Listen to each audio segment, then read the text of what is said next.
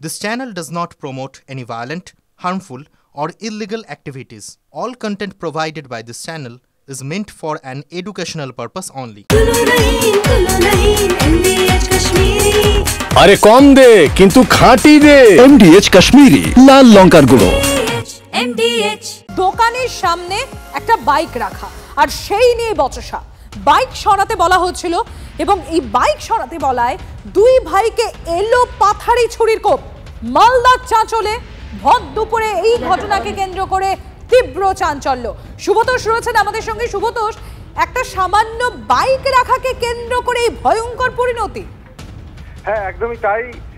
এর আগেও এই ধরনের ঘটনা মালদাতে যে হয়নি তা নয়, এবং তা নিয়ে রক্তাক্ত হয়েছে অনেকেই। এবারও সেটাই দেখা গেল, কারণ রতুয়াতেও এর আগেও ঠিক টোটো রাখা নিয়ে এই ধরনের গোলমাল বাঁধে, সংঘর্ষ বাঁধে। এখানেও চাঁচলের ক্ষেত্রে যেটা দেখা গেল, যে একটি দোকানের সামনে বাইক রাখা নিয়ে যখন বচসা হয়, যে বাইক আরোহী সেই আলিমুদ্দিন সে জোর করে আরো বাইকটাকে দোকানের সামনে আড়াআড়ি ভাবে একেবারে প্রায় দোকান বন্ধ করে দেওয়ার মতো করে রাখে। সেই সময় তারা এসে প্রতিবাদ করে এবং সেই সময় বচসা হয়, তর্ক বিতর্ক হয়। এরপরে ধাক্কাধাক্কি হয়, বিষয়টা অনেক লোকজন এসে মিটিয়ে দেয়। পরে আবার এসে বাজারের মধ্যে তার সেই দোকানদারকে নামিয়ে মানে দোকান থেকে বার করে এলো পাথারি মারধর করতে থাকে। তো আর ভাই ছুটে এলে তাকেও মারধর করে এবং পকেট থেকে চাকু বার করে এলো পাথারি কোপাতে থাকে। এই মুহূর্তে এই দু ভাই কিন্তু যথেষ্ট গুরুতর আশঙ্কাজনক অবস্থায় রয়েছে। কারো পেটে, বুকে বিভিন্ন জায়গায় ছুরির আঘাত লেগেছে। শুভতোষ, তুমি নজর রাখো, আমরা একবার শুনবো এই দুইজনের পরিবারের তরফ থেকে, অর্থাৎ আহত দুই ভাই পরিবারের তরফ থেকে কি বলা হচ্ছে এবং তার পাশাপাশি স্থানীয় যারা, তারাই বা কি বলছেন এই ঘটনাকে নিয়ে। সকালবেলা দুবার ঝামেলা হলো। দুবার ঝামেলা হওয়ার পর সন্ধ্যাবেলা এবার এসে আমি দোকান খুলি। দোকানটা খোলার পর আবার বাবারা চায়ের দোকানে আড্ডা মারছিল। আড্ডা মারার পর বাবাদেরকে ডাইরেক্ট এসে কোনো কথা নেই চথা নেই একদম ছুরি ঘপিয়ে দিল। বাবাকে প্রথমে ঘোপালো, তারপরে কাকু আসলো, বাবাকে দেখে কাকুকেও মেরে দিয়েছে পেটে ছুরি। একটুকু কথা নিয়ে, বাইক সরাসরি নিয়ে আমি ওকে বললাম যে বাইকটা একটু এখানে আমার দোকানের আগের দিক থেকে বাইকটা একটু সরিয়ে নে, একটু দূরে রাখ। ও বলছে আমি সরাবো না, এইটুকু নিয়ে, আর কোনো কারণ। এই প্রতিবাদ করতে গিয়ে আমার বাবাকে, কাকাকে ছুরি মেরে দিল, আমাকে মারার চেষ্টা করেছিল। আমি লোকজন বেঁচে গেছি, আমি সাংঘাতিক বেঁচে গেছি। আমাকে টার্গেট। সামান্য ছোট কারণ যে বাইক সরানোর, এটা কথা বলতে প্রতিবাদ করতে গিয়ে এমন অবস্থা হলো ওর। কিন্তু এইটুকু জিনিসটা নিয়ে এত বড় কাণ্ড হবে কেউ গ্রামবাসী ভাবতে পারেনি। টার্গেট করে ওর বাবা যখন ওর দোকানের কাছে যায়, টার্গেট করে ওর বাবাকেই মারে।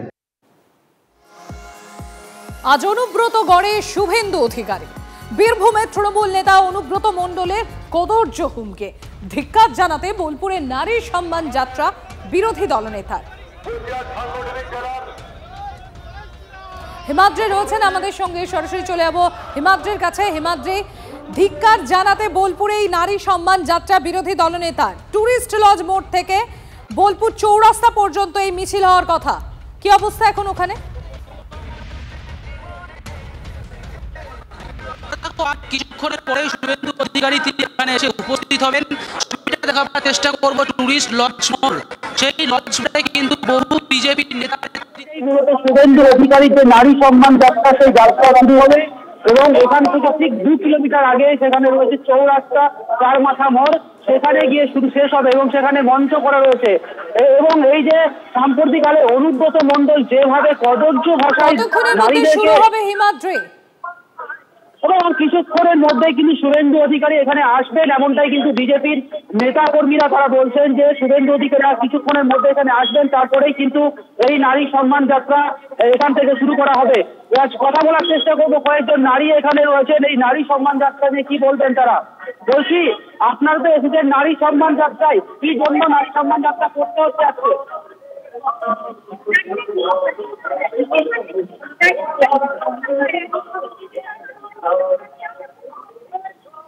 হিমাদ্রি, তুমি নজর রাখো।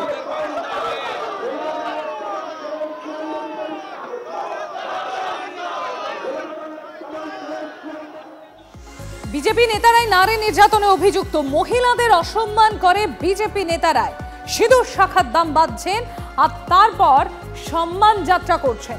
শুভেন্দু অধিকারীর বোলপুরে নারী সম্মান যাত্রা নিয়ে প্রতিক্রিয়া তৃণমূল কংগ্রেসে, শুনুন।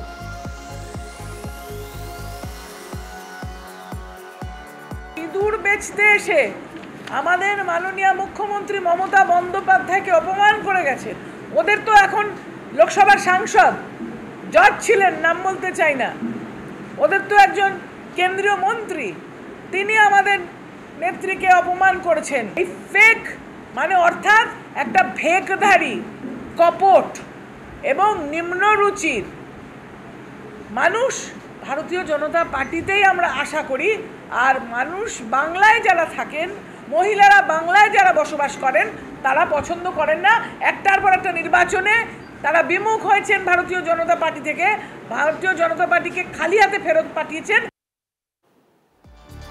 ভিন রাজ্যে প্রচারে গেলেও 2026-এ যে বিজেপির পাখির চোখ এই বাংলা, তা আরও একবার স্পষ্ট করে দিলেন অমিত শাহ।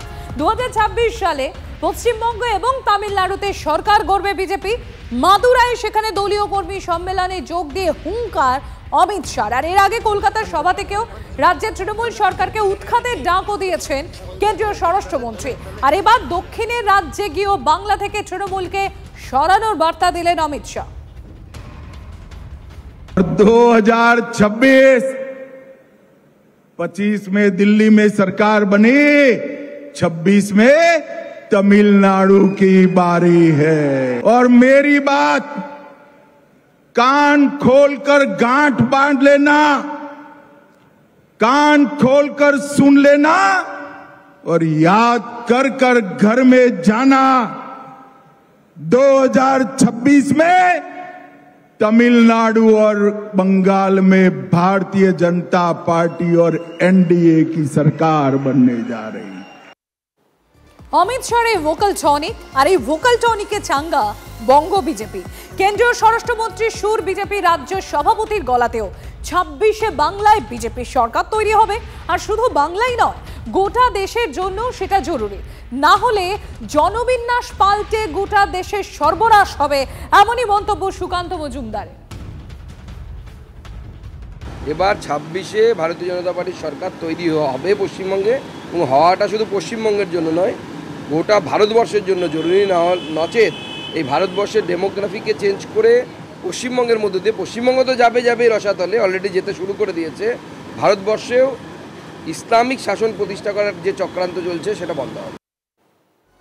অন্যান্য রাজ্যে ভোটার লিস্টে কারচুপি করে জিতেছে বিজেপি, কিন্তু বাংলায় বিজেপি ষড়যন্ত্র খাটবে না। মমতা বন্দ্যোপাধ্যায় বিজেপির ষড়যন্ত্র ধরে ফেলেছে। 2026 কেন, 2046-এও বাংলায় জিততে পারবে না বিজেপি, পাল্টা কটাক্ষ তৃণমূলের রাজ্য সহ সভাপতি জয়প্রকাশ মজুমদার। এর মধ্যে ষড়যন্ত্র আছে, কিন্তু বাংলার ক্ষেত্রে সেই ষড়যন্ত্র খাটবে না। গত 3-4টে বিধানসভার নির্বাচন বিভিন্ন রাজ্যে তারা ইলেকশন কমিশনের সাহায্যে ভোটার লিস্ট কারচুপি করে তারা জিতেছেন। এটা তো আজকে সামনে এসে গেছে, মমতা বন্দ্যোপাধ্যায় ধরে ফেলেছেন। আজকে তারা জাগ্গে বলে তারা পেছু হটেছেন ইলেকশন কমিশন। ভারতবর্ষের অন্য জায়গায় যাই হোক না কেন, পশ্চিমবঙ্গে বিজেপির কোনো ভবিষ্যৎ নেই। এটা কান খুলে যেন অমিত শাহ শুনে নেন, গাঁট বেঁধে শুনে নেন, মনে রেখে দেন।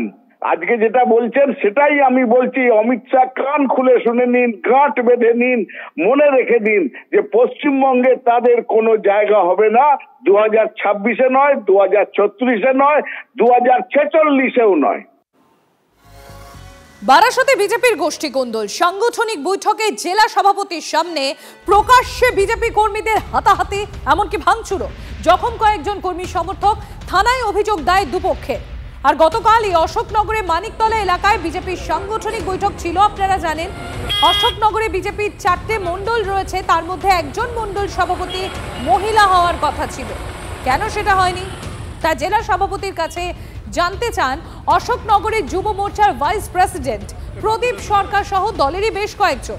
আর এলাকার কয়েকজন বিজেপি নেতাকর্মী তৃণমূলের হয়ে কাজ করছে বলে অভিযোগ করেন এই প্রদীপ সরকার সহ বেশ কয়েকজন। আর অভিযোগ যে এরপরই অশোকনগরে কয়েকজন বিজেপি কর্মী সমর্থক প্রদীপ সহ তার সঙ্গে থাকা যে সমস্ত বাকি কর্মীরা ছিলেন তাদের উপর চড়া হয়, ব্যাপক মারধর করা হয় তাদের, এমনকি চেয়ার ভাঙচুর করা হয়।